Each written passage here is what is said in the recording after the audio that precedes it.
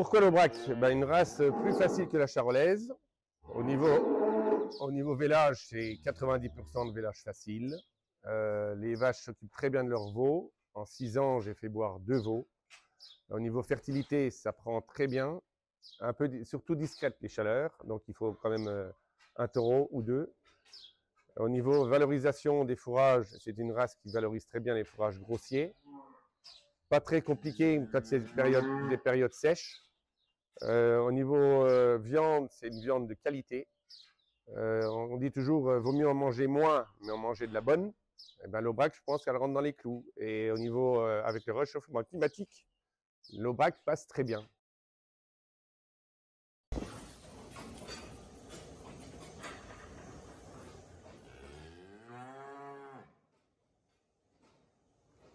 Alors, l'achat des premiers animaux, j'ai réduit un petit peu mes charolaises en vendant les dernières tardives et en rachetant 8 genisses pleines en 2017 et en rachetant 12 genisses pleines en 2018.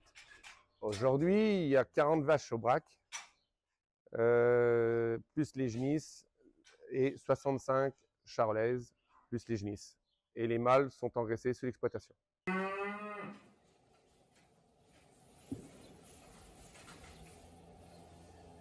Alors, c'est très compliqué. Bon, moi, je suis passé par le GIE Aubrac. Le problème qu'il y a, c'est qu'on est à 700 km. La grosse origine vient de l'Aveyron et de la Lozère. La différence qu'il y a, c'est que, en passant par le GIE, qui s'organise très bien pour les transports, la logistique, c'est ce qui est préconisé, quoi. Moi, j'ai eu du mal à faire remonter un taureau l'année dernière de Lozère. Il a fallu 1 mois attendre pour trouver le bon transporteur, ne pas le transporter tout seul. Il est remonté avec un taureau qui avait été vendu à Saint-Chély d'Aubrac, qui était vendu dans les Ardennes. Et je suis allé rechercher le taureau dans les Ardennes, au-dessus de Charleville-Mézières. Il avait fait 800-900 km dans la journée, et c'est beaucoup, quoi.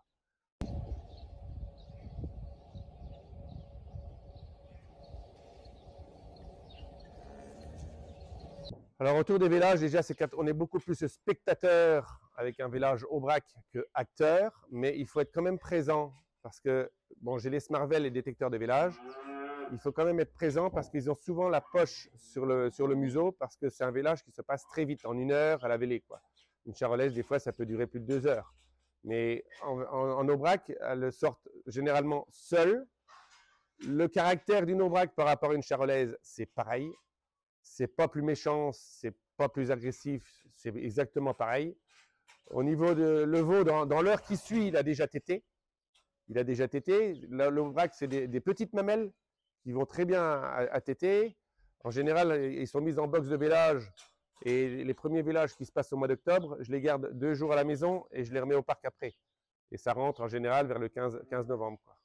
Alors que les charolais, c'est quand même, je dirais, 50% des vélages qu'il faut être là présent et acteur. C'est des veaux qui sont beaucoup plus lourds, donc beaucoup plus de surveillance, voir s'ils ont bien bu, voir s'il n'y a pas de gros cordons, parce que c'est des veaux lourdeaux. Ce qu'il y a, c'est qu'il y a aussi des fois, c'est redonner des fois un biberon le soir, et ça me gavait, quoi. Alors au niveau du charolais, cette année, ça s'est bien passé en charolais, mais au niveau de l'Aubrac, quand on donne 2 biberons en 6 ans, c'est ridicule, quoi. C'est quand même autre chose, quoi. Par contre, une vache Aubrac, c'est plus petit, c'est un peu plus vif en pâture que du charolais.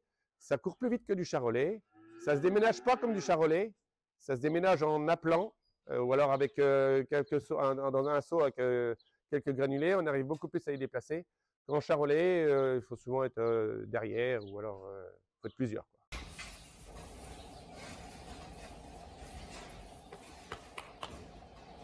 Alors, en charolais, j'étais à 98% en insémination. J'y suis toujours. En Aubrac, le petit bémol, c'est que les chaleurs sont très courtes et très discrètes. Moi, j'estime à 2 heures tous les 3 semaines. Donc, quand on les voit, on insémine. Quand on ne les voit pas, on met le taureau. Il y a des vaches que j'ai jamais vues à taureau qui sont toujours revenues à carreau. Par contre, la chose qu'il y a aussi, en Aubrac, il y a peu de retours. Il y en a, allez, sur les 40, il y en a 4, c'est tout ce qu'il y a. C'est très fertile.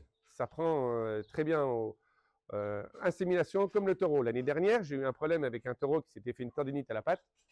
il y avait 4 vaches qui n'étaient pas pleines au fin mai. On les a attrapées, on les a inséminées, les 4 au premier coup. Ah, je vous dérange pendant la sieste, les mecs. Pourquoi pas augmenter encore un petit peu l'aubrac par rapport aux charolaises, sauf que ça fait 30 ans que je fais de l'insémination en charolais.